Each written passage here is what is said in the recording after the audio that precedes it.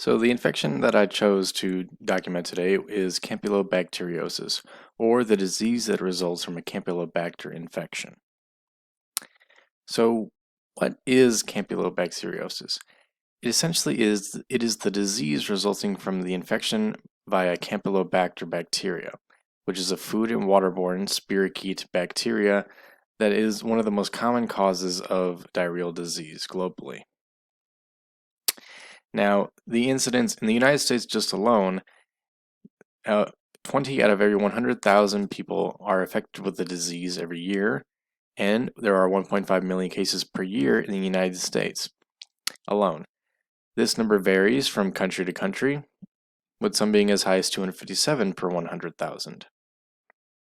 Although the actual number of cases may be much higher, because according to the CDC, much of this is not reported, as many of the symptoms of Campylobacteriosis follow the similar symptoms to that of standard food poisoning, and thus people do not go to the hospital for it.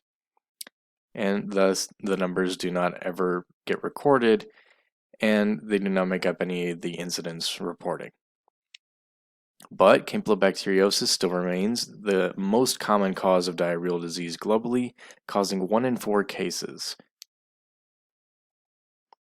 Now, the affected populations. Anyone potentially can contract Campylobacteriosis. However, those most at risk are males, more so than females, as well as the immunocompromised, those with AIDS, pregnant women, and the elderly. And with pregnant women, this is because they have a reduced immune response in order to protect the fetus, and thus they may not be able to fight off the infection as well. Now, the symptoms of Campylobacteriosis. The most common and prominent cause of symptom of Campylobacteriosis is diarrhea, which is often bloody. This is followed by potential nausea and vomiting, as well as fever and cramps in the stomach area. There are several complications, however, that can occur from Campylobacteriosis, such as temporary paralysis, irritable bowel syndrome, and arthritis. The symptoms usually will occur 2 to 5 days after infection and last 3 to 6 days, depending on the immune system. But there is an incubation period of 1 to 7 days, which is one of the longest incubation periods among bacteria. And if the bacteria manage to migrate through the intestinal lining, they could potentially cause a bacteremia, or a blood-borne infection of the disease. Now, how this infection actually transmits itself is via contaminated fecal matter, which can contaminate drinking water or can contaminate undercooked food, as Campylobacteriosis can live on a variety of substances as long as there are enough nutrients to support it for a long time. The most prominent way that it spreads, though, is via undercooked food. Since Campylobacteriosis can incubate in an animal for a long time, once the animal is slaughtered, the meat will become contaminated with the intestinal contents and thus contaminate the meat. However, if contaminated fecal matter manages to get into drinking water, then the drinking water can also be contaminated. This is why water filtration is so important. However, milk can also be a mode of transmission, as if the cow's udder has Campylobacter on it, then the milk will become contaminated.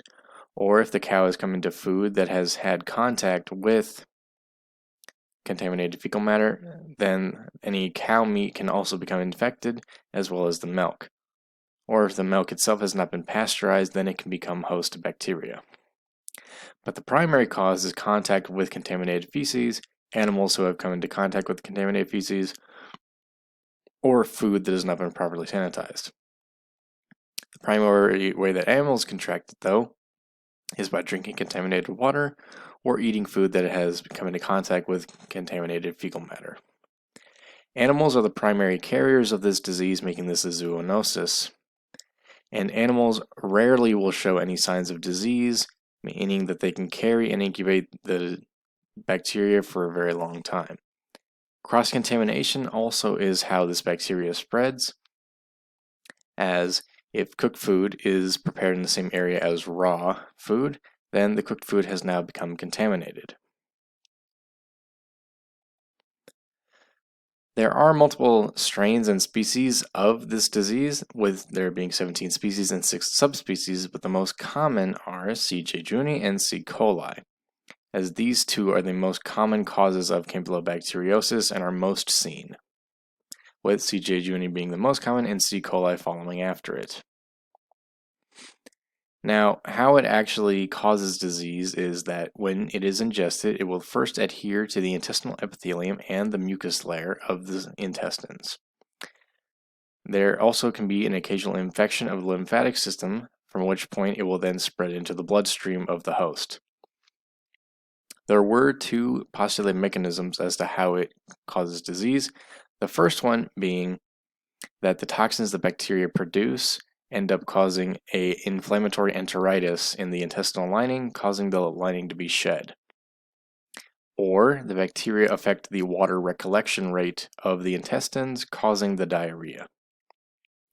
However, very rarely is Guillain-Barré syndrome can occur, in which ganglioside mimicry can occur, in which this is molecular mimicry between Leo-oligosaccharide, which is a component of the cell envelope of a Campylobacter bacteria, and the sugars on nerve gangliosides.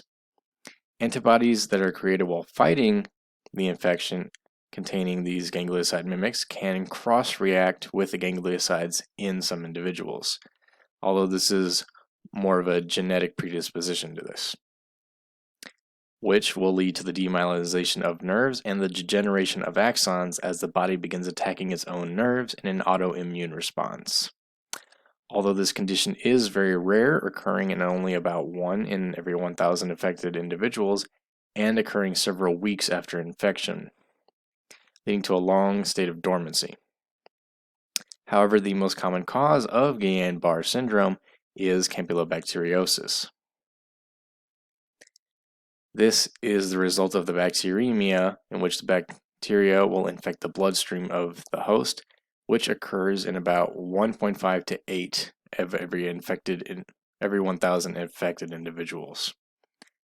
But Campylobacteriosis is extremely infectious, requiring only about 500 at the lowest to 800 CFU in order to infect and cause disease. And Guillain-Barré syndrome can also lead to numbness and paralysis, as well as arthritis, which was discussed earlier, as the body begins an autoimmune response targeting the nerves of the body.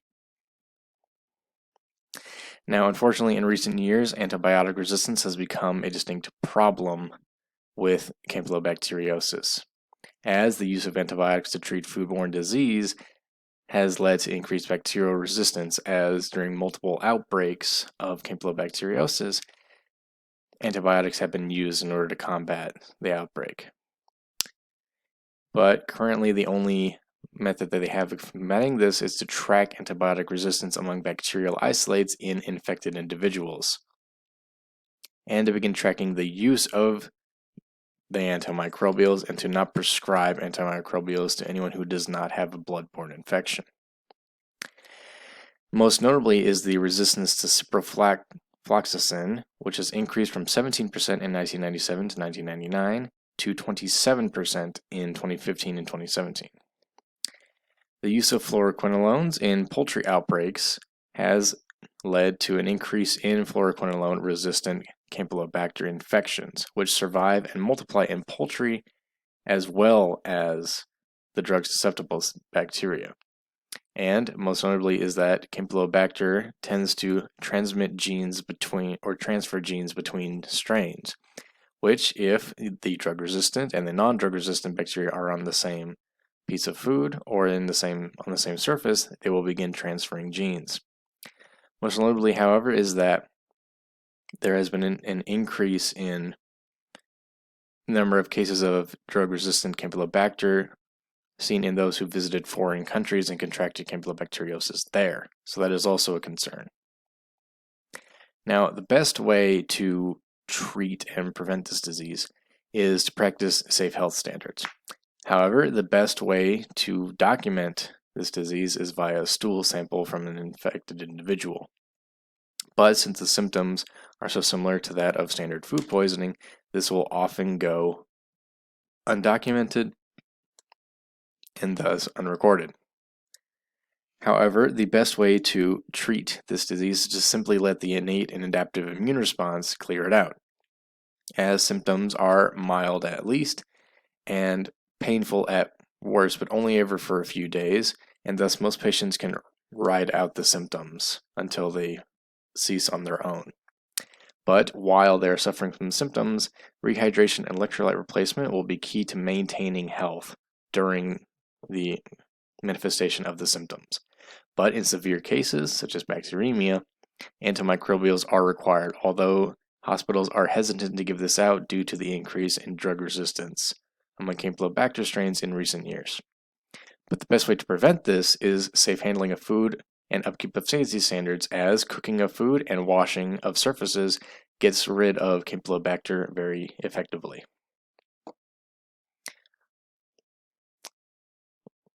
So thank you very much for listening to my presentation.